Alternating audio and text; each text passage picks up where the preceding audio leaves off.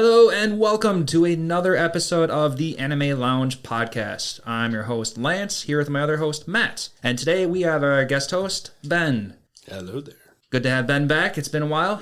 Yeah, it was before we even got our new equipment, and man, feels like a while ago now.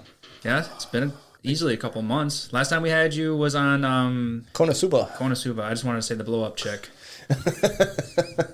Mega me.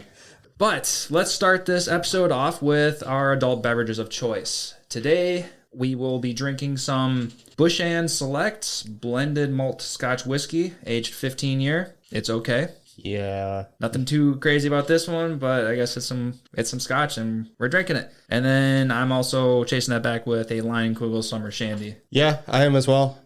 Ben, I know you don't drink, so obviously don't. I'm glad you don't feel required to drink on this podcast. I'll just stick with a Monster. Yeah, no, there's nothing wrong with that. Energy drinks are fantastic anyway. I need to stay awake. All right, so Matt, what are we going to be talking about today? So today we're going to be covering Ancient Magus' Bride Season 1. For the synopsis of Ancient Magus' Bride, follow along with Chise, who lived a terribly sad upbringing, decides to sell herself in an auction. She is bought for £5 million by our secondary main character, Elias. Chise is considered a powerful mage who is also known as a sleigh beggy. As Chise learns more about her powers, we get immersed into a super mystical world of fairies, dragons, mages, alchemists, witches, and many other interesting creatures. Elias is amongst one of those creatures who we don't fully understand. Our team is troubled by a 2,000-year-old problematic antagonist, Cartophilus. Chise learns magic from Elias, and Elias learns human emotions through Chise. And together they help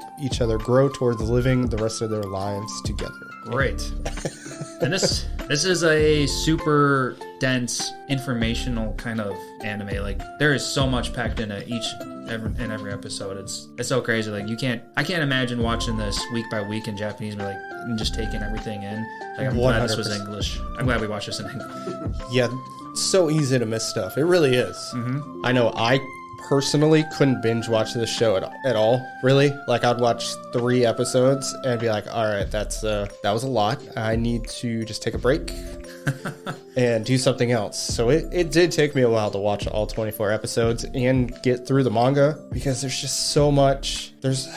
I'm not going to say there's not a lot of action, because visually the anime is very, very good, but it's just, there's a lot to it. So much. And even though that there's a lot, I feel like the anime took a lot of shortcuts at what the potential original source could have been. Speaking of original source, I didn't look into this, but I totally feel like this could have been a light novel, because this just feels like a typical book that you could have read. Quick Google search. So it started off as a manga and then was originally recreated into a light novel series, I guess is how you could say it. Right. So they just continued. Yep. And from the looks on Google, one of them I saw like the yellow hair or something like that. So that's something that I don't even know anything about. So I wonder. Oh, I guess to be fair, one thing we saw was their spin-offs of the original series. So I guess they could have gone in many directions, not necessarily our main source, which is the manga. Yep. And before we really get into this, Lance, can you give us that Lance's lesson?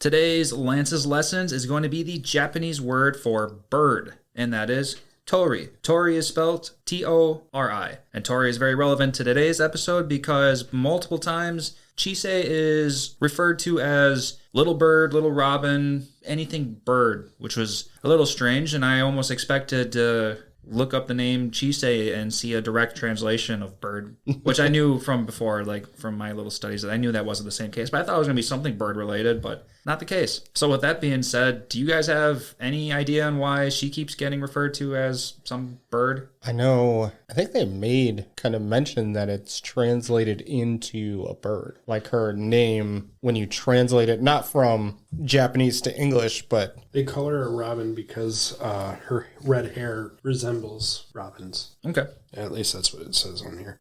I can go with that. yeah, I can believe that. But I think, I guess like what Ben said, where it's just her name or her appearance is kind of a robin. That's right. I will say, as far as this show is concerned, there are so many references to just ancient times. Mm-hmm. I don't know if you guys looked into that, besides maybe Cardophilus. Not too much. I mean, and that one was kind of explained in the anime itself. But you had to wait 23 episodes Yeah, it was for almost it. near the end, right? But no, when it comes to old school lore stuff like that, I guess I'm not too up to date on anything. Yep. But I did pick up on a lot of the mystical creatures kind of things, and all the, like we said in the synopsis, the witches, the alchemists, the mages, Yep. just all of the old school like fairy tale kind of things are all put into this real world. Or even that, the cats with the 9 lives was even brought into reality, and interesting stuff like that. A lot of different mythologies and history and lore and all stuff. But it's mixed into it. Yeah, and there were so many different types of lore that were brought into this. Because I think, like you said, cats were one. I think even like magic being another one. You have Ruth, so the dog being kind of like the counterpart to a person is another one. The alchemists, even the Witches. the queen. The fairy queen is another one. A lot of Titania. Wiccan stuff. Yep. Wiccan stuff, yeah. This includes everything. Anything mystical. And then, you have Catholicism lore in there because of Cardophilus. He is huge when it comes to that, and just all the references make even more references to God and Christianity and stuff. So it's crazy, the history that is driven into this show, which I can understand. What gives people get people so drawn in is that there's just so, like, it's not really relatable, but there's just so many references that you're like, oh yeah, cool, this is something. A lot of inspiration drawn to it. Yeah. Did you guys end up pulling a favorite character out of this entire series? I'll start with you, Ben. What you got? I didn't have a favorite character. I liked everybody pretty much. Yeah, Ben was able to, binge through this entire show in 3 days. So It's my third time watching it. It's one of my favorites. When you told me you guys were doing this, I got really excited and rewatched it. good. I'm glad you were able to join us for this because it really is good, and I'm glad you enjoyed this one. But bring up one character right off the bat. Ruth? Ruth? Okay. His little backstory with his sister, or what he thought was his sister, but it was really his human, if we want to call it that. Yeah. Just how he imprinted on Chisei really quickly after finding out that his human was dead but resembled Chisei. Yeah, he's quick to switch on his new bandwagon. He's loyal, he'll protect her, and I don't know, there just seems like a lot of character development for him too. Yep. Yeah. How about you, Matt? What are you going to claim? Lindell? Lindell? Yeah. Yeah, I Just feel you on that one. dragons. His backstory is pretty intense. His backstory is really cool. I really like the way he uses his magic because they called him, I didn't write it down and I should have, but he sung all of his magic. He sung it, yeah. And plus he had the healing abilities too. Yep. So I thought he was really cool. And then him getting mad at Elias for not giving Elias's own history. And he's like, I'm going to do this to punish him.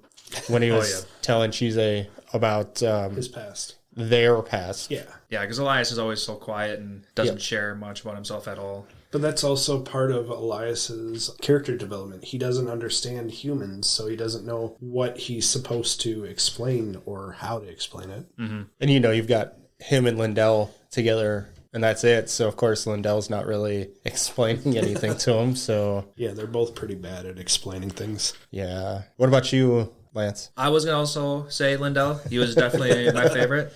But bring another one into play. I did think Angelica was pretty cool. Mm-hmm. I thought that she had this motherly role and she had these smarts about her. Like, she was a very strong character, someone that Chisei needed to look up to. So I liked her. She made sure that Chisei was going to progress in life and not kill herself with her own magic by giving her items, and scolded her when she needed to be scolded, taught her important things. Like I said, the mother figure. And don't take her for granted either, because she'll turn on you. She'll slap you.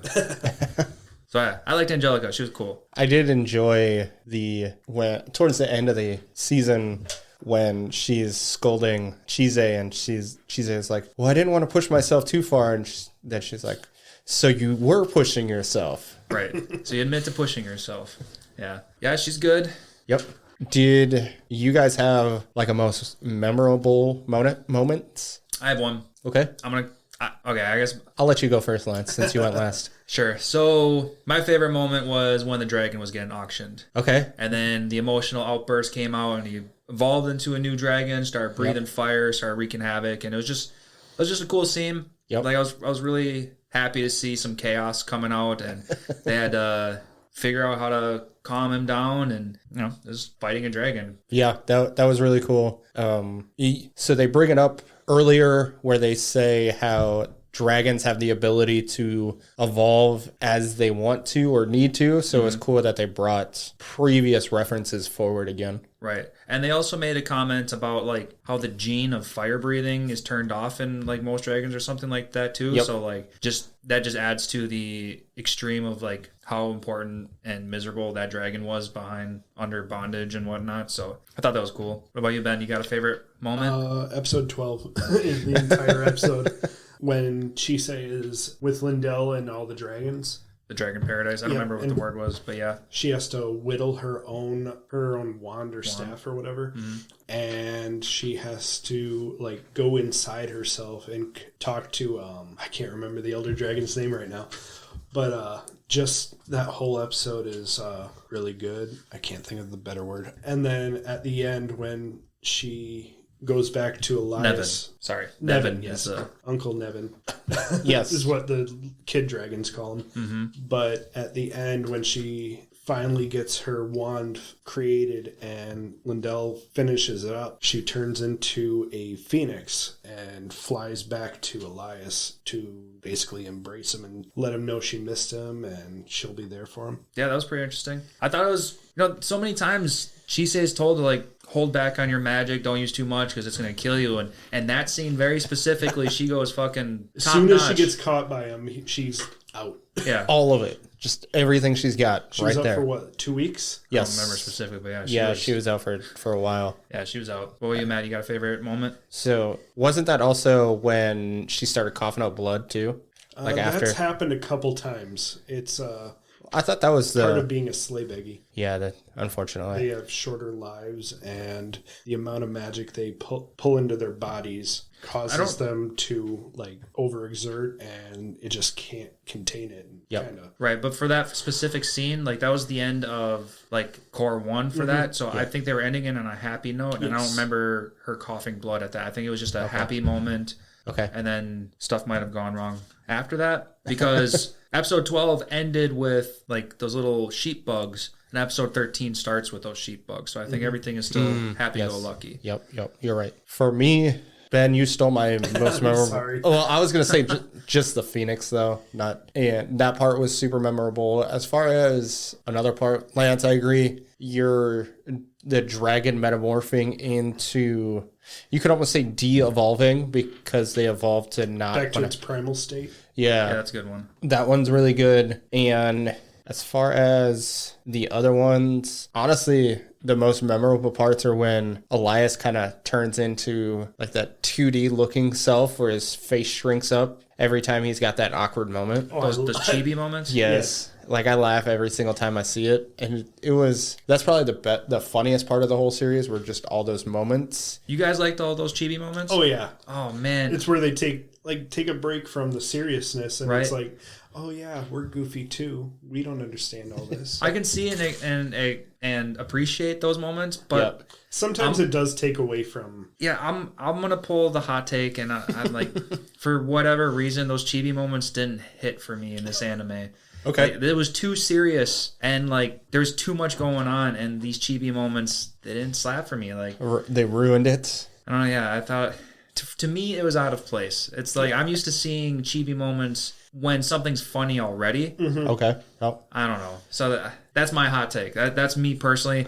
From what I understand, the majority of people like you guys enjoy every single moment of the chibi. So I liked it mostly because they're like being so serious, and then they're kind of like normal people are like, wait, what did I just say? And the other person just catches them on something they said was funny or whatever. Just a little break. Yeah. Then as far as like one specific moment, oh man, I think I came up with two and you guys stole them. So now I got to think of a third one. I think I'm going to go with when Chise rode Nevin. Because that was, as far as visually, besides maybe the Phoenix, that was the most visually stunning of the entire season. I got a funny real life moment about that scene. Okay. So I'm in my basement working out, watching this episode, and during that scene is when there's, that cheesy soft singing music going on in the background. Yep. And my wife comes downstairs, she sees me watching this, and she's like, "Yeah, I'm just gonna go upstairs." I'm like, it wasn't anything inappropriate. No, but it was just like, it was a little bit awkward. Like, I don't know. It was like, yes, it was supposed to be beautiful. But like her coming down, seeing that, watching me watch that while I'm working out, like these don't work. And she's like, okay, I'm gonna leave you to do your thing. And I'm like, very okay. emotional. You get in your feels by yourself. I'm going to go upstairs. Yeah. That's kind of how I felt like. I was like, oh, she's judging me. It's really sad. Get over it. There's worse things you could be watching that she judges you for. So. 100% more. There could have been some big titties. Speaking of big titties, we got to talk about Titania or something. Oh, Titania. I thought you were going to talk about that other fairy. We can definitely get that one The next. winter goddess. But Titania, for starters, because when she first gets introduced, she's got those water balloons, and they're like literally like waving inside that. I laughed when I saw whatever it. shirt Like, that's supposed to be. Imagine like doing the Super Mario or not the Super Smash Bros. When they're doing just the ragdoll effect. Like that's what it looked like, just going all over the place. Oh yeah, they were overly. Oh my god. I'm glad that was not seen by my wife either, because that's a little embarrassing. Even I was like, okay, that's a little much. You're just like, what is going on here? Jiggly. Even like High School of the Dead or something wouldn't even like make them that water balloony. My School of the Dead went bouncy everywhere, but like these ones were water bed jiggly. Yeah. So about them, just talking about Titania. Yeah, I just wanted to bring her up for her boobs. Like another. Well, the second time you see her, she doesn't. It's not that case. During the different seasons, the last she time you see her? changes shape. Yes. At the end? Yes. From what I understood, like she was pregnant in the beginning, and then she branched herself off multiple times. So like she made herself younger. So of course, no development there. She's a kid, or essentially a baby. We've been in this world for less than a year. Yeah, about a year. It is a year. Like at the end of the season, she says it's only been a year, but like. Yeah. We can't, we're talking about in the middle of this season, so. Yeah, it's supposed to symbolize the different seasons of the year, so during the spring it would make sense that Titania was pregnant, and then she will change her appearance throughout the seasons to match what each season symbolizes, if that makes sense. Sure. Yeah, that makes complete sense, because, she is the goddess of the forest. So. And then you had the other... The Lian Shi? The Lian Shi, who does have a name, by the way. Yeah, I couldn't remember how to say it. Well, on this character sheet, I'm seeing like red currant. Yeah, yes. That's what I keep saying. Yes, and I that don't know is... if it was a placeholder or not. So, Maybe. This is going to be a manga thing. Chise calls her that. At the end, when she is talking outside of Joel's house when it is for sale. Oh, okay. So like The that's in end. like the second half. Basically the last the 22nd episode or something like that. So very, very towards the end of the season itself is when she calls her red currant. Okay. She doesn't go into why she calls her that. It's just what she named her. Putting a name down. But yeah, she's very revealing. Held together by strings and... So I 100% took her as a succubus, which technically... It's kind of, yeah, actually. Same concept, but... That's what succubus are based on. Yes. Okay. These are older creatures. Okay. Yeah, I don't know too much of the lore about Was all it that. Stella's family that moved into his house? No, nobody moved into his house. It was just up for sale. The house that Stella's family went to was the grandparents' house. That's right. That lived in the village. Another thing I'll bring up. So the Lian Shi are technically, you could call them like vampires. Mm-hmm. Joel calls her a vampire in the manga. Oh, okay. So he knows what she is and is still willing to have her around. Okay. Yeah, because they didn't make any vampire reference in the anime. Kind of. Like, they didn't, like, specifically say vampire. So they pull the life force of the individual, so you could kind of, like, infer. Right. Kind of. I mean, that's why I thought succubus, because that's not, like, biting and sucking life out of that way, but... Yeah, succubus don't actually kill the host or target or patron, depending on the what you're watching, because if it's Konosuba, it's a patron. Oh, yeah, that's right.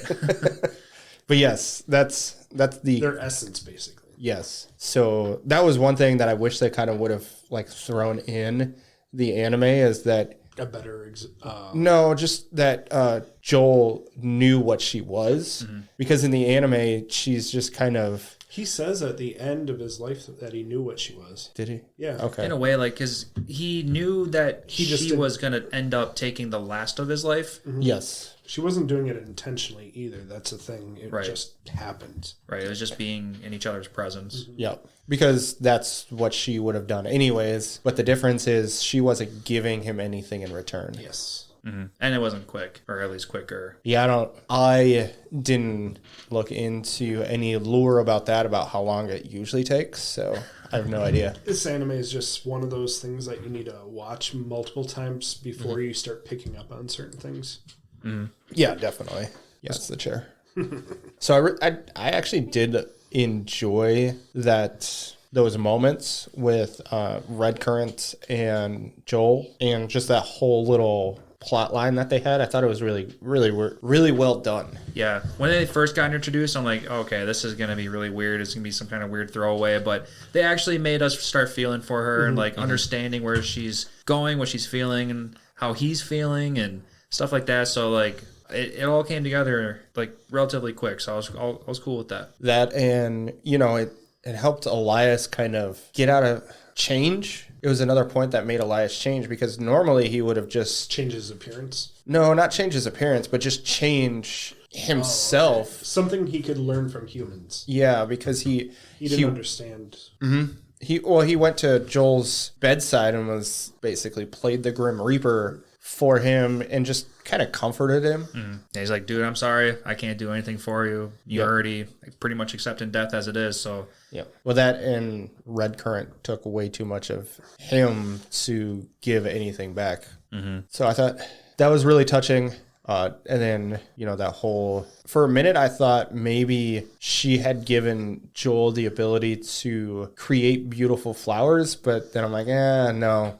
She didn't do anything. Yeah, he had the flower garden with his wife, and it just continued after she died. Yeah, that's all on him. Yep. This whole first season, I think it's just kind of like showing Chisei the mystical world and getting her comfortable with everything before she really starts learning how to be an apprentice or anything. Yeah, or at least taking it to the next step. Yeah, because they have such a huge world to introduce to us, and it's so much to information. Chisei. She's still new to everything.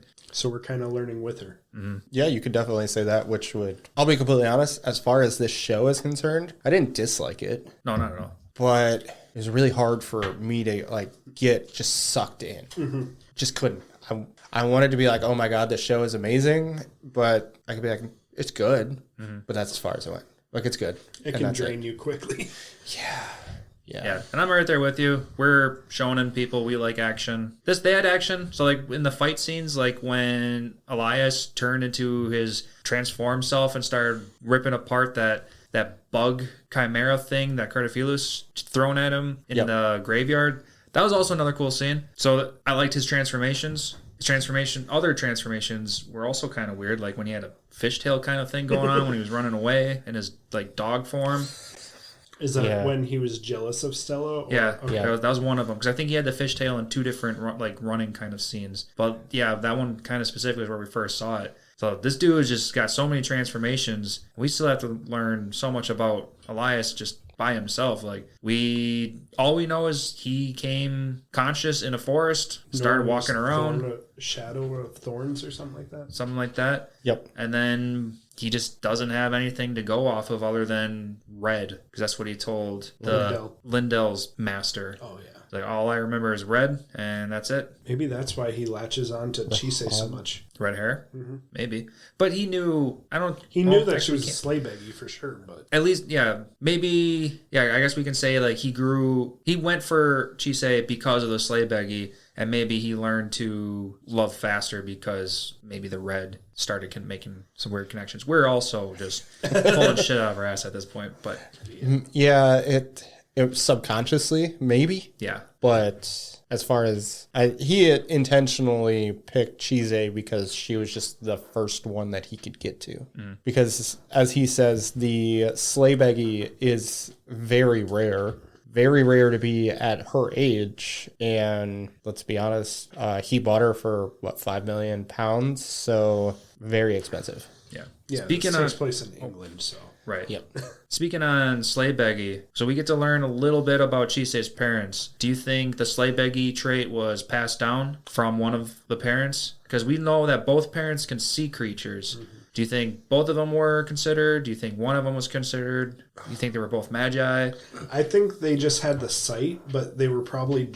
I think Chisei was the sleigh beggy. It could have been in the past, but it seemed like all the creatures were like drawn to her. Right, so you don't think it was a trait passed down to her? Not necessarily, just... The only thing I can think of is the mother was a magi, but only... The reason I say that is because the dad says, talking to her mom, that, you know, they're similar. Maybe because they both had the sight that gene mixed and created a sleigh beggy? I would go with no. They would be more common if that was all it took. Right. And I only wanted to throw in another bit of information, like when the dad ended up ditching everybody, and then the little monsters on the outside were like, yeah, dad's not around to protect mom, dad's not around to protect the girl, so now we can, like, move in, which made me think, like, he was a lot more powerful than we were, you know, to put into... Do you think he was maybe an alchemist, and that is why he has the ability to protect them, but maybe not the ability to really do anything? Maybe. Yeah, maybe we can have a world where an alchemist and a magi come together and produce the offspring because, you know, did the uniting dad two die worlds. After that? Or did we just not hear anything? Right, so we don't know. As of season 1, we don't know anything further than that. So there's possibility that we could learn more about this in the future. Yeah. Well, I want to dive into that. Let's definitely dive into that. Do you think they're still alive? 100%. The dad and brother? Mm-hmm. Yeah. Okay. I mean, it just leaves more room for Chisei to learn about herself, too. Yep. Yeah. I 100% to expect season 2 to introduce the brother. Okay. Or the father. And the father. Like, maybe the dad's teaching him in some way, but I think Chisei's going to end up going to this college, and she's going to run into her brother there. So that's kind of what I'm thinking. The college is pretty much a giveaway because anybody who's seen the icon for season 2, she's in a school uniform. You have to imagine she's going to college. Right. They only briefly mention the college in the first season because Elias is trying to hide it from her. Right. But they make mention a few times, but yeah. Mm-hmm. Yeah, and like the last 5 or so episodes, they really start talking. Like after the dragon was introduced and the guys from the college were to help, that's when... all the alchemists. Yeah, all the alchemists. So, yeah, she's going to go to an alchemist school even though she's got magi powers. So I wonder how this is going to... It is a school for anybody who has any sort of magical abilities, which does include the alchemists because they can use magic. Right. So it's a school to help basically train and gain knowledge from the old ways while bringing it forth to new people. Mm-hmm. Speaking of people with powers, I picked up on 2 cases where they didn't point blank show anything, but they hinted that 2 more people are going to have extra powers.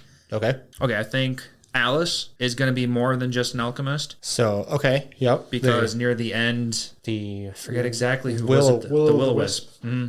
He said, he's like, he made mention of like her magic is tasty or something like that. Mm-hmm. So that was a giveaway at some point. And then another one was Stella, little Stella, when the witch walks by her and she's like, but she's so young. And she was very intrigued by that. So I'm like, did she give off some kind of aura that makes you think that like she's going to be important? So I think that had everything to do with Joseph putting essentially a curse on her. Oh, okay. Wasn't he in her body, like Yeah, possessing At that her. moment, that's Yeah. true too. Yeah, he put a part of himself into That's what it her. was. So I think that's what that was. Okay. Now, Stella might have had something like awaken in her, possibly, but I think it had everything to do with a curse. Sure. I can go with that one. Now that we're talking about it like that, it makes a little bit more sense anyway. And you said Joseph. I don't think we mentioned that Joseph is Cardophilos Right? Like in the they same body. Yeah, they Yes, fused they're together the in same the past. person. I guess I can go into that more now. Do you guys want what the lore is actually about? They kind of go into it, but I looked into it a little bit more. Right. So the anime says that someone was cursing the sun or the god. The Son of God. Son of God. There we go. Not the star sun. Okay, but yes, and threw a rock at the Son of God, and then he Yes. cursed him in return. So what's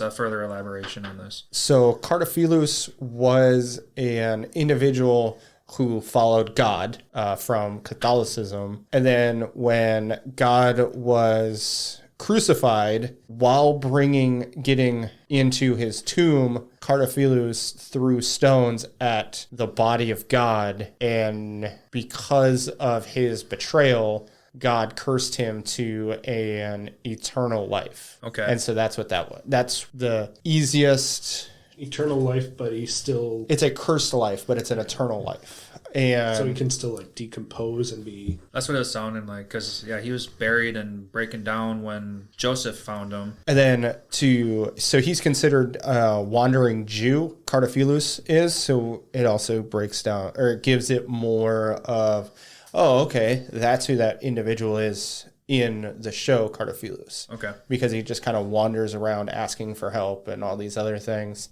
And then Joseph, Mary's husband. Oh, didn't pick up on that.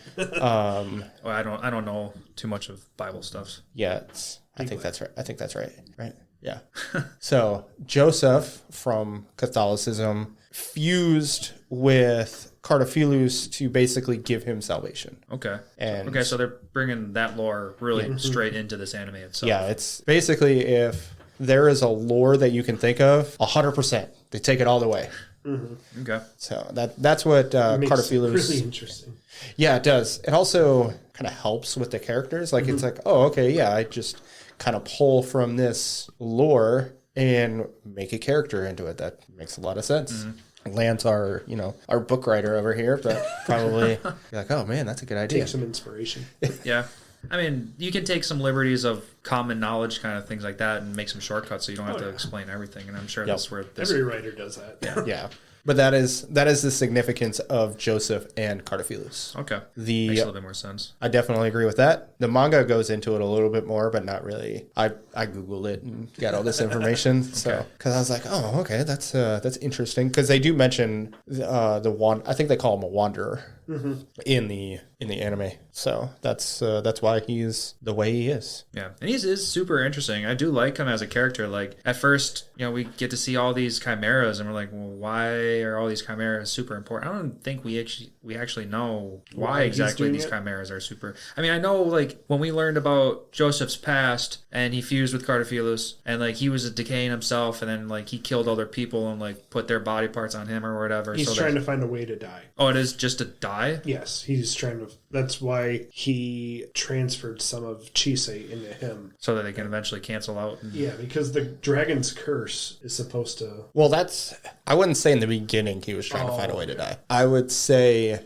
it is the acceptance of wandering for thousands of years that eventually he was just like, I just want to die. Yeah. When Joseph fused with him to begin with, he was trying to get help, and then he was trying to get all this pain to go away and become essentially a person. Mm-hmm. And that's why he was doing all the terrible things he was doing. Yeah. And then we get to today where he's constantly trying to implant body parts onto himself. Yep. And do we think that's because everything else is just decaying on him and he's got to just replace? Okay. Yeah. Yep.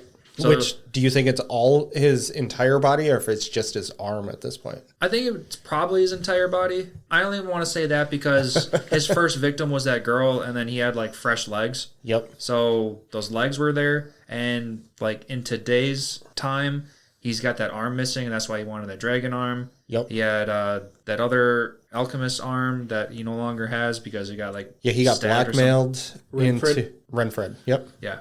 And then as far as the Chimera, the reason why it's important is that he essentially made living beings with no souls. And that's the significance behind that, because at that point, they're like, that shouldn't be possible. So that's why they're so interested in the Chimera. Okay. Do you think like he's trying to transfer himself into a chimera or something? Well, he essentially is a Chimera. Yeah. But as far as trying to transfer his soul, I could see that just for him to find a way to alleviate the curse that he has of constantly decaying. But he's got this dragon abilities now. Oh, actually, No, he doesn't. yeah, because Chisei and him swapped eyes back again. Like they have their original eyes back. So But there's still a piece of Cardaphilus still inside Chisei. I'll let Ben take this. His essence is inside of her, and the essence came into agreement with the dragon's curse to halt her death, basically coming sooner. So it's going to actually extend her life until, what did he say? Until there's no need for it anymore or something like that. Basically, well, they go into what Lantz said. Cardaphilus, or Chisei is not in Cardaphilus, but Cardaphilus is within Chisei, and then his essence came to an agreement with the dragon curse that essentially was like, until you want to die, you're not going to die. Sure. And that's the easiest way to put it. Yeah. Is that the curse of the decay with immortality and the dragon's curse came to an agreement and said, I will kind of null each other out until you are ready to die. Do you think she's going to be able to pull from the dragon curse power and like kind of like how Joseph was able to bring out a dragon arm out of himself? Like, do you think, because at the last episode, Chisei's arm's back to normal. But do you it's think still like completely black. it's still black, right? But do you think like she'll be able to pull out the power of the dragon and have like a dragon arm power, and like when the time comes, like if she gets into a big battle or something, like she's gotta physically fight something? I can see it coming out. I can see her tapping back into some dragon powers and popping. Or do you know something? I started season 2 already, so. Oh, so you already know something. So one thing I will say from the manga specifically is they talk about one of the reasons why individuals would essentially curse themselves with dragons is to gain abilities of the dragon. Right. So we'll just go with that. Okay. Yeah, I mean, that's where I wanted to. You're on the right page. Okay. I think because of Joseph and the dragon's agreement, nothing bad's going to come from it. Right. Or maybe if she uses too much of it, then like maybe the dragon curse overpowers the Cardaphilus curse, and I don't know. She might cough up blood, but I don't think she won't. She technically can't die. I guess that's a good point too. And Cardaphilus is keeping her alive. Is Cardaphilus' essence still in Joseph, or is he just part of him? I imagine it's a shared Because thing. he's sleeping in that well after she put him under a sleeping spell. Sort of. He could wake up when he wants. Yes, but basically she helped Yes. Help calm him. calm his soul after she gave him that hug. So I think now it's a split curse where part of him is in Chisei, part of him is in Joseph, and Yeah, that's kind of why I said shared. Like, it's not like it was a complete transfer. I think they just both have It's a shared wireless transmission. ability. Yeah, Bluetoothing each other. yes, yeah. So to kind of go back to what you were saying, Lance, I really did like Cardaphilus as a villain, as a antagonist. Yeah, I didn't like him at first. I was like, this is going to be a whatever guy. But like after we learned a little bit more about him, I was like, okay, I totally accept this guy as our bad guy. Yeah, you kind of feel bad for him. Right. Even with the convincing that dude to kill all the cats. Oh, that was a very interesting scene. Like, this show was like, I know there was a lot. Okay, so the show made me feel like I feel lots of things. sad. Like they went into a lot of sad stuff, but Yes. then when that cat scene came up, like, damn, dude, they went pedal to the metal. Dark. That's one of the real reasons dark. why I like this so much. Is that you just feel so many different emotions. Yeah, like I was very surprised to see cat killing to that extreme. Like, I can Rip out understand. his throat.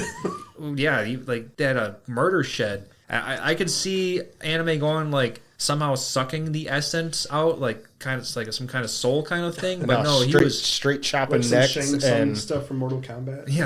yeah. I would have accepted that a little bit more than let's just chop him up with a butcher knife. And well, you guys remember the reasoning behind it, right? The 9 lives deal. I He don't was know trying the to blood, take the but 9 lives of the cats to give it to his wife because she had a certain incurable sickness, or I can't remember what they she said. probably had like pneumonia or something stupid like that. Probably, but Yes. Cardophilos tricked him into slaughtering all the cats. And then using the blood to make an elixir for his wife. It was just an experiment Cardophilos didn't want to do himself, so. yeah. Well, the cats knew who he was, so they would have Yeah, avoided that too. him. I guess if we're gonna poke some anime logic in this, like, dude's been killing cats for a little bit, and then right at the very end is when their house cat's like, I can no longer allow you to do this. Like, well, why didn't you stop him earlier? No, that was the wife found him in the shed, and he... Yeah, so the wife found him in the shed after he had the bottle. She drank it. She melted. Yep. And then he's like, I was the deal was wrong. I need more. He needs more. So he And walked then, outside, and then their personal house cat walked up to him. And he was the cat king. yes. The original, the first one, yeah. Yes. And he's But like, I can no longer allow you to live. I don't condone this. But like, why did did it it take take so so long? long? Yeah. Well, how long do you think it was? I think it was only like a couple days. Probably a couple days. Because the women in the village were like, where's all our lazy cats been? There's mice everywhere. Yeah. Oh, yeah, okay. So little nitpicks. I mean, it's not a nitpick, but like little details like that pulls everything together. Yep. So it's clearly been a couple days, but it's not like we know for sure. Yeah, super fucked up scene as far as that is concerned. How did you feel about the way Chise handled that?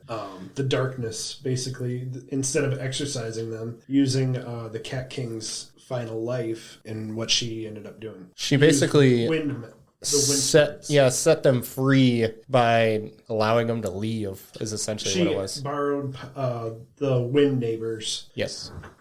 magic and had them basically whisk them away, if that makes sense. Yeah. Yeah, that's essentially what happened. Yeah, I was gonna say because That way the Cat King the can Cat live. King, Molly, I wrote down Molly the Cat King. She was about to walk. She was going to give her final life up to keep the curse between... Oh, man, what was his name? What was the dude's name? Matthew. Oh, cool. Yes, Matthew. Matthew and the cats feud apart from each other. Yeah. Or not, that's not what it was. Matthew and the cats curse against each other is probably the best way I can think of it. And by sacrificing themselves, the cat, they subdued Matthew's evil spirit. Right, and they just kind of Essence. they called it a blight, and they kind of just merged into one gross blob blight, and they were just starting to get out of control, I guess, in the end, which is why the mages had to come and help in the end. Yeah, I think. Well, Elias specifically, because it was Wasn't under it the the church. church The that church sent it? requested it. Yeah, Do you think every so often they just had to purify it? maybe because my first They were thought, trying to contain it every couple generations. right, because I think that was the purpose of the king. And Yeah. like the king would just give up its life to keep the blight in check. Yep. And then that's just something that they dealt with, and it was just like an agreement that everybody knew, but they never actually took care of it. It was just Yeah, and I think so. Well, what I'm asking is, do you think Chise had to, or not Chise, do you think Elias had to every so often just kind of go there and purify, or some other mage had to go there and like put not really a purification, but just Like a barrier? kind of put it under wraps a little bit better. I want to say no, because I think, So you think the power of the kings did it, and then this specific situation was starting to get out of control. Okay. So that's my first thought. Okay. I kind of want to just keep talking about the fucked up scenes. Because, I mean, they're very, like, damn. All right. Yeah. They get intense pretty quickly. So you had Ruth, who was originally named Ulysses, and doing that whole dog sitting at the grave thing, which always, if you like dogs, that always makes you feel bad. You're just like, when oh. sitting at your master's grave, Yeah, because just waiting for you. every time I see that, I always think of Futurama. Yeah. Oh, yeah. Walking on Sunshine. You know that episode? No, I don't think so. Oh, man. So it's That's one of the... it's like one of the... episodes. It's super, just, man, makes you want to cry. A Futurama episode? Yeah. Fry had a dog before he got put in the cryo chamber. Yep. Okay, so this is early stuff. Kinda. It's later in the season, but it just... So basically, he finds his dog that has been petrified, It's his dog. He talks about bringing the dog back. He realizes that the dog was like 13. He's like, oh, the dog had a full life because when he got it, it was a puppy. He was like 2. And so it lived for 11 years. And you see, like, after he puts it in the lava to, like, help put it just kind of... Its final resting spot. Yeah. To make sure that it didn't come back, you get the flashback and you see his dog, like, sitting outside the pizza shop every day, just waiting for Fry to come back. And you're like, man. He literally calcified in front of the pizza shop. You're just like, oh, man, that's heart-wrenching. Yeah. Yeah, that's sad. So it's super... But same concept where you have Ulysses just waiting to die, essentially, which he can't because he's a Turf Grim or something like that. A fairy. He's a fairy. Fae. Fairy is more of a derogatory term, they say. Yeah. Well, that's true, but they also call themselves fairies a couple times because they're like, well, this is the fairy kingdom. Like, yeah, I know. oh, this is the dumbass kingdom, essentially. Like, this is where we all live. It's like they forgot what they already said. Yeah, because, yeah, like you said, in like the very first episode when Chisei meets that wind fairy, and like, oh, you're fairies. Like, well, that's what you humans call us. We're neighbors. Neighbors, That's what yes. Elias calls them. Well, they call themselves neighbors. The first time. That's what all the Fae are. Ariels. Yes. Yeah. Those specifics are called Ariels. So, Yeah. or at least maybe that's what Elias called them. But like, No, all the fairy-esque things were called Ariels. Okay. Yeah, I know he calls them neighbors. I think everybody in general, like all the Fae in general, are kind of neighbors, or at least because he called Silver Lady a neighbor. Yep. Yes. All the Fae are considered neighbors as a general term because you got to call upon the neighbors to borrow their magic, basically. That's true too. But anyways, to go back to Ruth and fucked up scenes. And fucked up scenes, yes. You have Cardophilus, the first time you actually get to meet him, and then you get this super messed up part where he's like, don't call me that. And you're just like, what? What do I call you then? Oh, when he was like, no, my name is Joseph, not Cardophilus. Don't call me that. Yes. Yeah. And then brought the original owner back as the Chimera. Uh-huh. And you're just like, man, what a fucked up thing to do. Yeah. Use the corpse. Yep. I did understand where they were going with that. The only nitpick about that I have is like Ruth was so quick to just turn and kill his old owner again, as the Chimera. Is like, okay, well, I know I need to put you down. But like, you'd think that there'd be a little bit more emotion behind that. Like, I don't want to. I thought they but had have to convince him in order to do it. Well, as soon as Chisei and Ruth became, their Familiars. deal, their familiars, then Ruth had no problem taking down. Yeah, because like he didn't at first didn't want to, but Elias said something about becoming a familiar, and that would give him strength or whatever. Yeah, he can basically play off of Chisei's emotions, which will allow him to put that anger against Cardophilus, against his owner. He's able to override it. Yeah. So yeah, that was just one thing that I was nitpicking. I was like, could have spent an extra 5 seconds being like, but I don't wanna. Right. Because yeah, he went right for her neck. Yeah. It was the kill shot. It was brutal. That's all right. Any other fucked up things you want to talk about? I don't know. I mean, the cat one's the big one, so.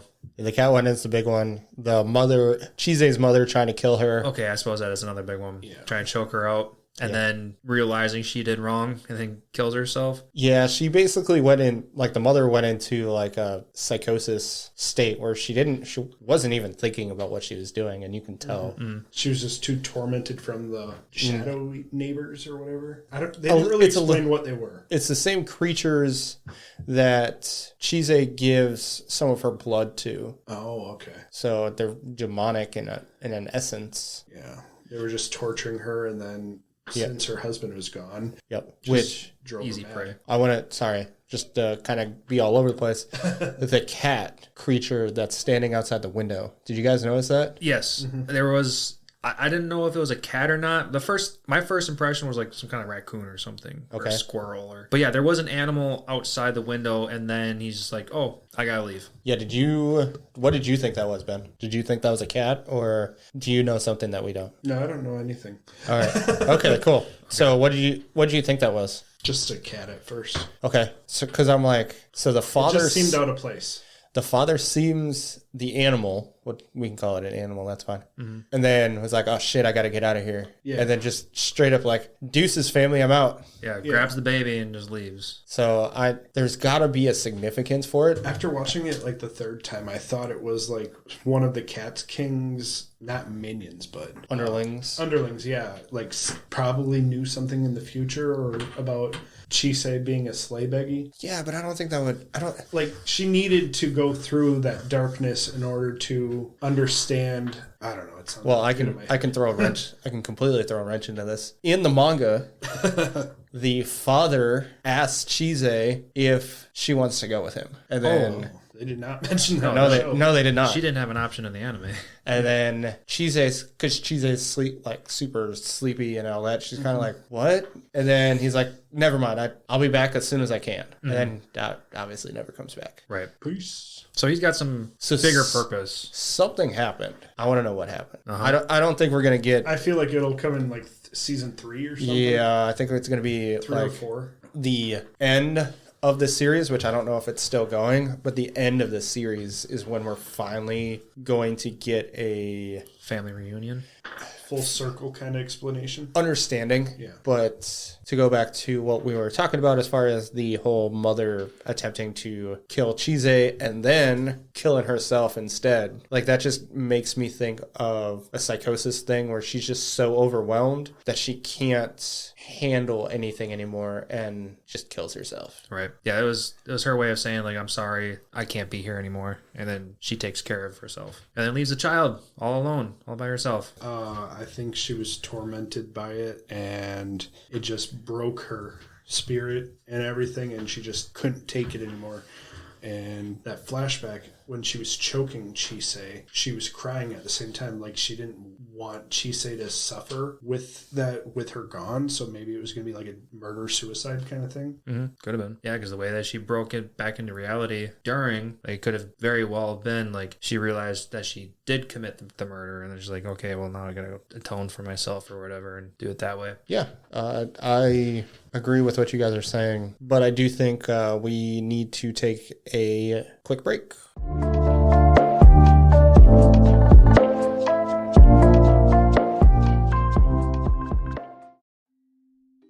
Hey Toasties, I'm Missy, here with my bestie Johnsy. Hey y'all.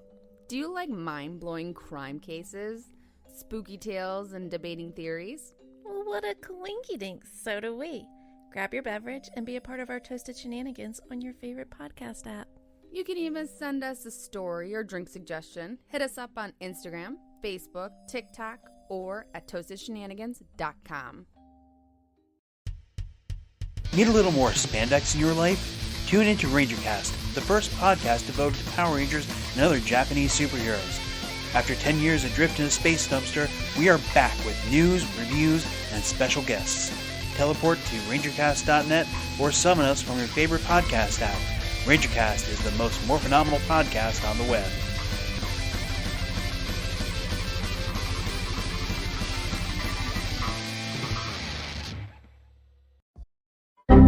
Hello, pardon the interruption. My name is Harrison from the Basement Bench, and you're hearing this because you enjoy anime and you're listening to the Anime Lounge. Now, if your enjoyment of anime crosses over into enjoying animation, well, then you should check out the Basement Binge, where currently we are celebrating the love of animation with Animation Hall of Fame, Volume 3. Looking back at what great animation is, looking ahead with newer animated movies coming out, including some great anime, including Makoto Shinskai's Suzumi coming out very soon. If you enjoy animation, come celebrate with us at the Basement Binge and a bunch of other movies that we like. You can find the Basement Binge wherever you get podcasts.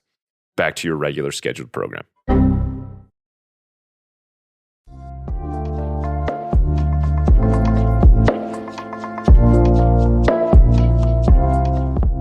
All right, and welcome back from our break. I feel like we need to talk about some Ashenai. That dude with the 4 arms and the 3 eyes in the middle of his face, and he's got some trickster stuff going on. He's really weird. So do you think he's a good guy or a bad guy? Or like an anti-hero? Or he's not? I almost want to say anti-hero. Like he's like not Loki. Yeah, like he does bad stuff for his own fun gains kind of thing. Because when we first get introduced to him, he just shows up at the house, throws this fox pelt over Chisei, turns her into a fox, she starts running, and he's like, hey Elias, if she runs away, it's what she wanted, and if she comes back, then, you know, that proves that she wanted to be with you. So he's kind of like making things difficult. Bet. Which it's super fucked up because basically it wipes away her memories and it makes her on instinct alone. What she truly wanted. Yeah. Because she has to tell herself every time she transforms, like, this is what I want, so I'm going to do this. And then Elias comes and gets her and brings her back. Yeah, so he kind of like... He forces it. Yeah, he cheats through his own ways to make sure that everything works out anyway. But then the second time we get introduced to Ashanai is when he steals Stella's brother. Yep. And makes him go through this hide and seek kind of process. And he wipes the memory of him from everybody but Stella. His existence. Yeah.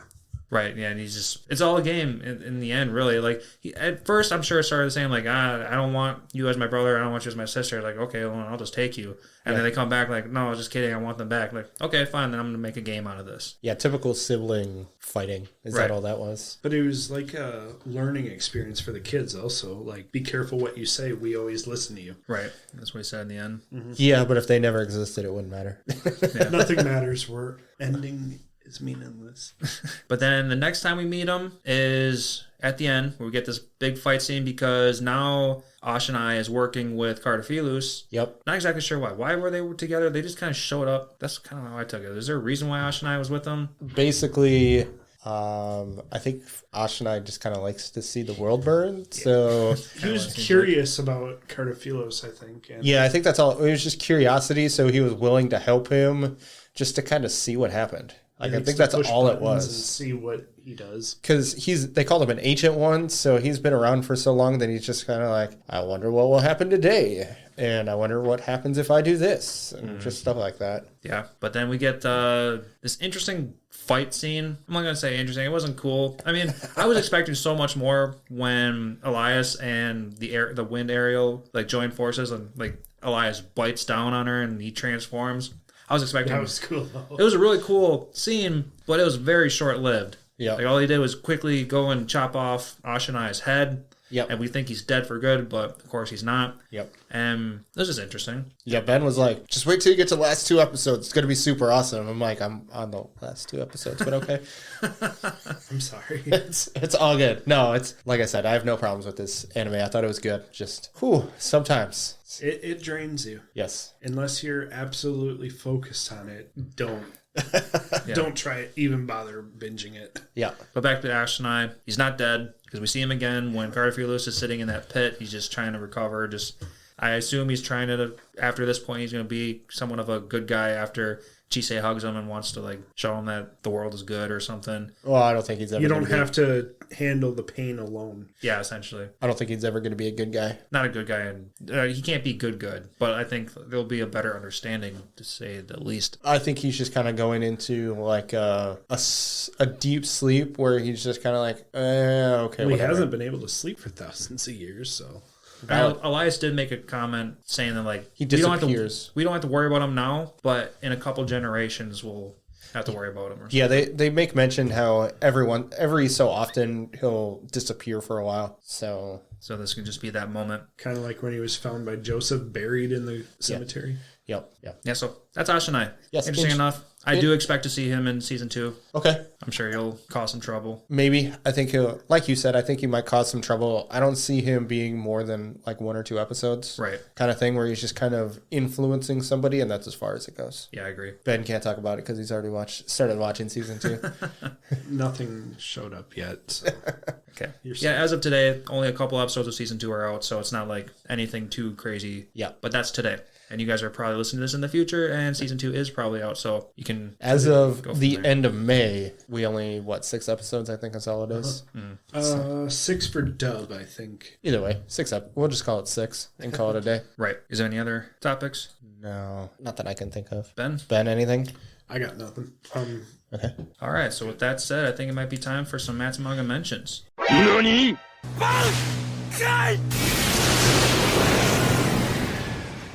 All right. So I will say, for any new listeners, I like to start from the beginning of the series and work my way chronologically, just because that's how I write my notes, and it makes it so much easier to talk about and constantly, or to talk about and to just go through my notes. When we first meet Angelica, she talks about messing with magic, and she shows that both of her arms have crystals infused with her arms. Okay. So that's something you don't I get don't to think we talked about Angelica. I just mentioned how she's one of my favorite characters because Yeah, she's she's a an strong alchemist. She's a strong role. Yeah, she's a strong motherly figure for Chise, and that's kind of, we really don't get to see her all that often, just a few times. So good individual person. They were able to transport from the auction house to Elias's house because he tapped into Chise's magic. So he used Chise to transfer, to teleport from the auction house. Okay. Because you're not allowed to use magic. So he basically cheated and used hers. Interesting. Okay. When Chise first meets Angelica, she asks Elias if Angelica and Elias ever slept together. Oh, really? Yeah. Just point blank? It's just like, you two ever do anything together? And he's like, no, just... He probably doesn't even know what that means. And he probably knows what he means. He's been around for hundreds of years, thousands of years. He's still kind of dense. Yeah. I mean, we've come to learn that dude doesn't even know how to kiss, so... That's true. We Granted, can say, like... Yeah, he doesn't have lips, so... Well, kissing was a new concept. Or not necessarily a new concept, but it was a new experience for him. That's true. So Yes. jealousy and everything. But we have to remember, this is the first time she met Angelica, Yes. so she doesn't really know much about Right, that's Elias at this point. And when Chise gets thrown into the lake the very first time, she doesn't almost drown. Also, every time she gets thrown into water, like, it's deep when she's drowning, but then the very next scene when she's up out of the water, like, they're, like, She's sitting kneeling. there. Yeah, like, where did that depth go? Magic. Yeah. I think somebody even made comment about that in the show. Like, why does she keep getting thrown in the water? Oh, yeah. Or how does she fall in the water all the time? Yeah, she's like, oh, she does this a lot. She's like, yeah. I think that was more of just, how does she keep getting into water? Yeah. So the land of the fairies is Turnanog, and that's, I don't know if, I didn't catch that if they ever actually explained where they're going. So that is the land where the queen and them are. I feel like that was probably said, It was a couple times, yeah. but maybe as casual watchers or whatever, they're just going to be like, yeah, this is Land of the Fairies. Yeah. So the actual name. Spriggan says it. Okay, I missed it. It's not a big deal. No. Lindell's sanctuary is located in Iceland. Mm-hmm. Oh, they do go into that? Okay. Yeah, I missed that too. episode 2, when she gets taken, like, they go and explore Iceland, and she makes, like, I've never been to Iceland. Oh, okay. Okay, cool. Then, yeah, I just missed that, which is also very possible. Elias talks about how he had been getting pressured from his counterparts to take on an apprentice. So this wasn't something that Elias was just like, yeah, I feel like taking an apprentice now. He had actually been getting told by probably Lindell and other various people that he should be taking on an apprentice. Okay. You see this goat creature coming into the house. Elias trades him something that Chise doesn't know what it is, and she thinks that's the best that she doesn't know what it is. Basically, it looked like Elias was giving body parts to these goats. Whoa. Just random goat creatures. Not the husband? Not the husband, but literal goat-looking things. Yeah, they had. I know what you're talking about. Can't remember what they're actually called.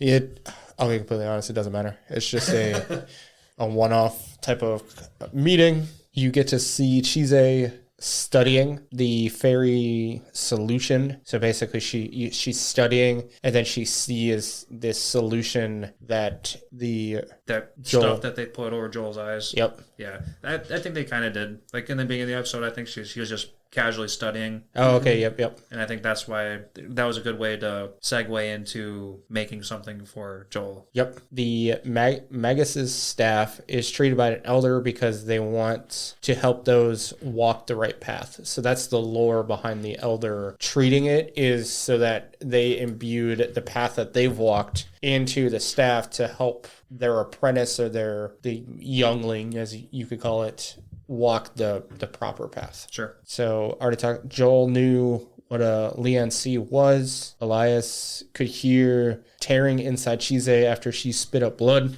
Basically, he makes mention that as she's coughing up blood, that he can hear her insides tearing up. Oh. Interesting. Yeah. Chise had her eyes bandaged as well. So basically she had most of her body bandaged up because seeing uses magic. Okay. So they didn't want her to see anything to attempt to stop her from using any more magic. Shannon, so the doctor creature or doctor fairy. Fairy doctor. The fae that was in the human world. Yes. She lived as a human for 50 years. Yeah. They didn't give a timeline, but they just said that like all my peers knew that I wasn't aging. Yeah, they were getting weary of me because I wasn't aging. So yeah, she would have been 50 in the human world. Okay. And then while Elias and Chise were in the land of the fairies, Simon stops by. So we're talking about Simon stops at Elias's house. You see Simon stop by basically asking if Elias and them are back. Also, you get some creatures that stop by that turn themselves into ants. Basically, they were metamorphing themselves into creatures and then got stuck as ants and couldn't turn themselves back. So they came by the house to ask for help to get turned back into whatever they were. Oh, interesting. I don't know if they go into this, but Silver, who we didn't actually talk about, is a banshee. Yep, they may mention that she's a banshee. Okay. And then she got turned into a Silky or something like that. Spriggan. Yeah, Spriggan turned her into... transferred her into a Silky. Yes. Right. And for Banshee's sake, that's why she whispers / doesn't talk, is because what the Banshee screech is just so, it's supposed to be so devastating. Yeah. So that's why we never hear her. Yeah. Elias makes mention of not celebrating Halloween. I don't know if that means anything, but he just knows Halloween is a thing. I mean, he's basically a Halloween character himself. That is very true. You could go anywhere as him for Halloween and nobody would second guess you. Right. So yes, he makes mention how he wants to really celebrate with those berries and those twins. Yeah. Oh, that's Yule. Yeah. Okay. Yeah, he makes mention that they're really going to celebrate the Yule time because they didn't celebrate Halloween. Oh, okay. I don't know if Halloween means anything else. I don't know. I guess maybe next year we'll find out. I'm going to go with no. But Renfred talks to Alice about how you can smell magic. So that's how they can tell what is imbued with magic is by smell. Okay. Just another way to detect it. Then the ribbon Chise got from the other side is usually used as punishment.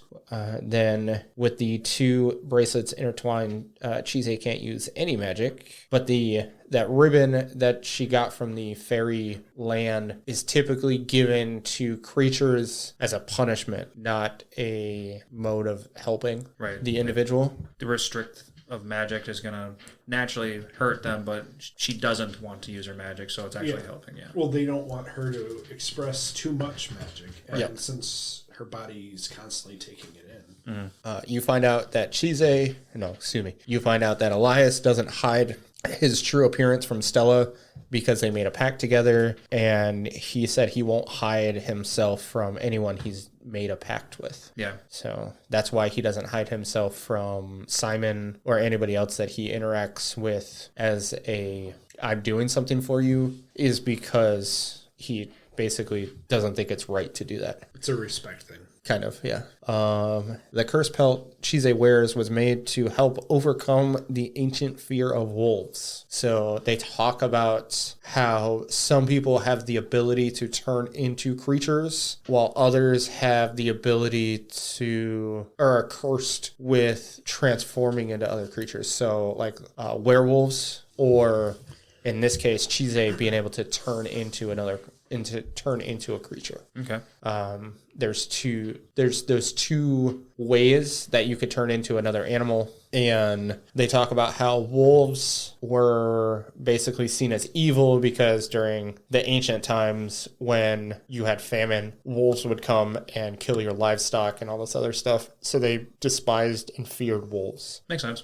More ancient lore type stuff. Chise asks if witches and vampires were real, and Elias says that they are. They just aren't what humans normally think. Yeah, they're different than what she would have thought they would be as a human. And then Chise turned into a bear. Oh, we knew that. Chise turned into a bear because her instincts knew that's what she needed to turned into. Angelica talks about how the law of lock and key, where Chise will need to be the one to wake up Elias because of this law. So not anybody could just wake up Elias when she put him to sleep because of this law. That makes sense. Basically, it wouldn't work if anybody else would have done the same thing. Oh, so is that kind of like a curse thing in general, where like if you want to get rid of your cursed dragon arm, you can kill the original dragon who gave you the curse, but we want to keep this dragon alive. Yep. So you got to find a different way. And Lock and Key says there's no other way. Yeah. But we found a loophole Suppression. with Cartalufus. Yes,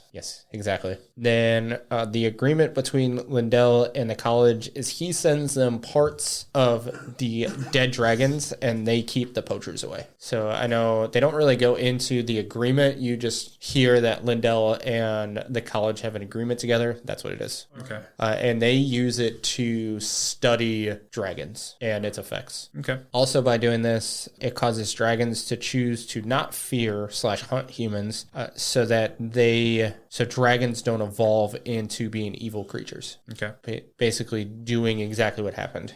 So they're safe. They won't choose to de-evolve. Elias re-recorded himself from the ground up to keep his form in the auction house. That is, the auctioneer basically said that should be impossible because you're not allowed to use magic inside the auction house, so Elias shouldn't be able to be in his human-looking form. Okay, that makes sense. And that Simon, so the auctioneer's name is Simon, and he says that should technically be impossible either way. And Elias is like, I just remade myself, and that's how I can do it. And she's like, all right. Right, yeah, because he made himself into that girl form. Yeah, I don't know if that's a girl or, I don't know, that individual, yes. Well, they said that, I feel like Chise said it was like an image of me, but not me kind of thing. Well, he said she said that isn't me, and it's not Angelica, so I wonder who it could be.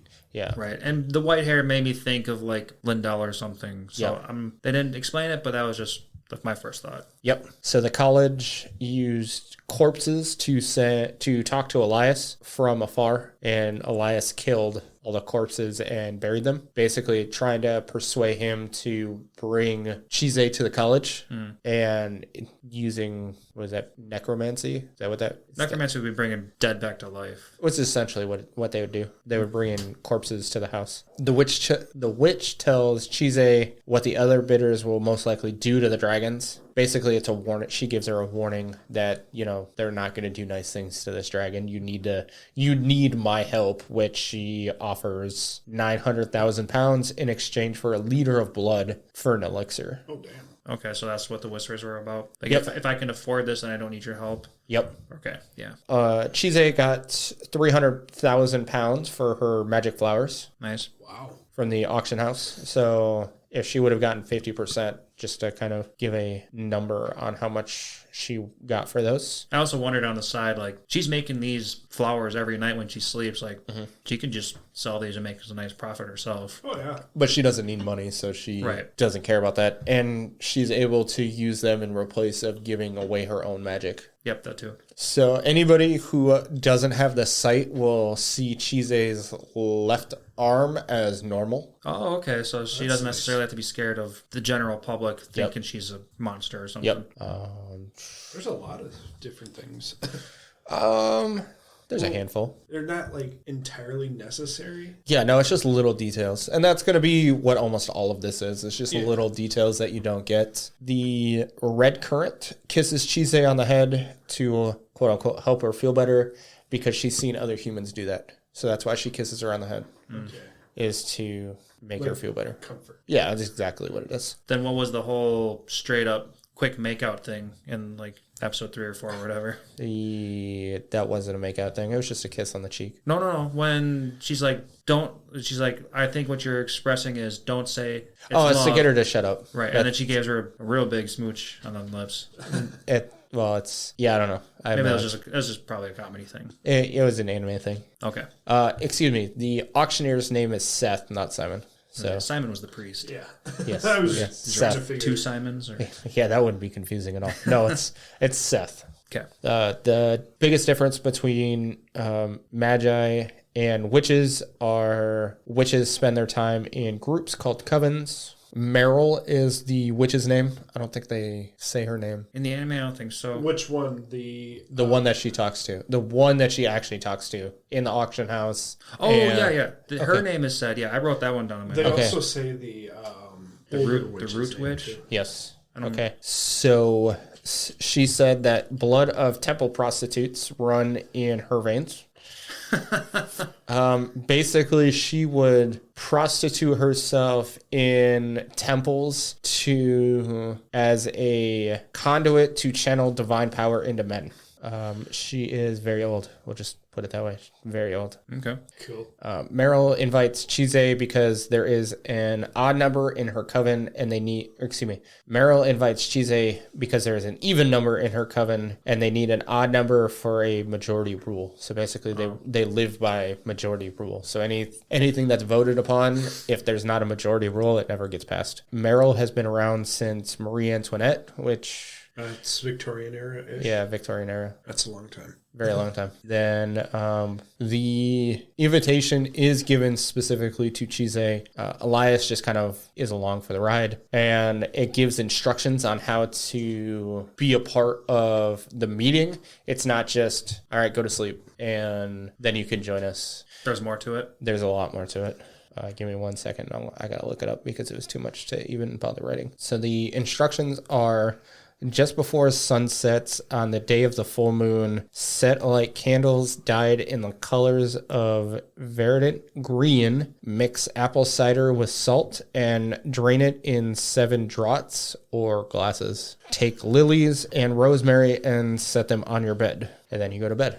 Oh, okay, so that ritual was definitely not in the anime. No, it was not. Chise's birthday is in February. It does not say a date. It just says it just shows a calendar and it's February. Okay. Joseph asks Chise, what must I do to find salvation in the cemetery? So he whispers to her in the anime, and in the manga, it asks what he must do to find salvation. I already brought up that. Joseph said he is going to sleep until Chise disappears. I don't know if that actually happens, but we'll see. No, I'm saying it happens it doesn't happen in the manga. It doesn't happen in the anime. I think he just says he's going to go to sleep for a while. And in the manga, he talks about how he's going to sleep until Chise disappears. The rings that Chise gives to Elias and for herself are so that they can locate each other. Mm-hmm. Yep, I think they said that. Okay, I, again, missed it. Yeah, Chise said that, so even if they're apart, they can feel each other. Yeah, she specifically says that they can find each other using the rings, so slightly different. But she also doesn't wear a wedding dress. She just is wearing a dress. She does have the veil, but she's not wearing a wedding dress. Okay, so the anime elaborated a little further. Yeah, it's symbolic is all that was. Right. And I guess I should have put this in the beginning, but it's all good. The end of the anime is on chapter 45. I would suggest to reread chapter 45 because the last 4 pages go into what the next season is going to be. Cool. Just kind of how the... like a prelude? No, it's just how the manga went. Uh-huh. The marriage... or the giving of rings is a very good breaking point. So there's no, the very start of season 2, I can only imagine, is what happens in the end of the manga. Okay. I haven't watched the start of the chapter, I haven't watched the start of the season, but I can only imagine that is what happens. Right. So yeah, and that's everything. So just a little bit of added detail. No real changes, but just more information. Not bad. Very good. Anything else you guys want to talk about based off of that stuff? Off the manga? No, there's just some nice details to take in. As the anime as a whole, overall, I thought this was a decent anime. Yeah. Not necessarily an anime that I personally can get fully into. Okay. A couple of things that got to me was a lot of the mellowness, mainly in the character acting. Chise's personality. Chise's personality was very mellow. Elias's voice. I mean, I totally get his character, but he's also super mellow and super smart about everything. Yep. But then what killed it for me was Ruth, kinda. I needed Ruth to be a lot more energetic or something. I needed him to be a more powerful character, but he was just so mellow the entire time. So Did you soft. want him to be like Doug from Up? Not necessarily. I just wanted him to be a stronger, independent character, but he was just softly spoken the entire time. And I will say the voice acting, like everybody is an amazing character. yeah. Like their voice actor fit the person. You could say that, but just I get what you're saying. I need something a little bit more. Yeah, I just wanted something more upbeat. Just something non-mellow. That was just my hot take. So Okay. I am interested in season 2. I will watch it. Yes. Eventually, but I will say I'm gonna wait for the season to end before I try and watch it. Like I'm not gonna wait every week to watch the next week's episode kind of thing. Ben, I know you really like this. Would you say this is like one of your top favorite animes then? It's probably like number 3 or 4 overall. Yeah. Okay, nice.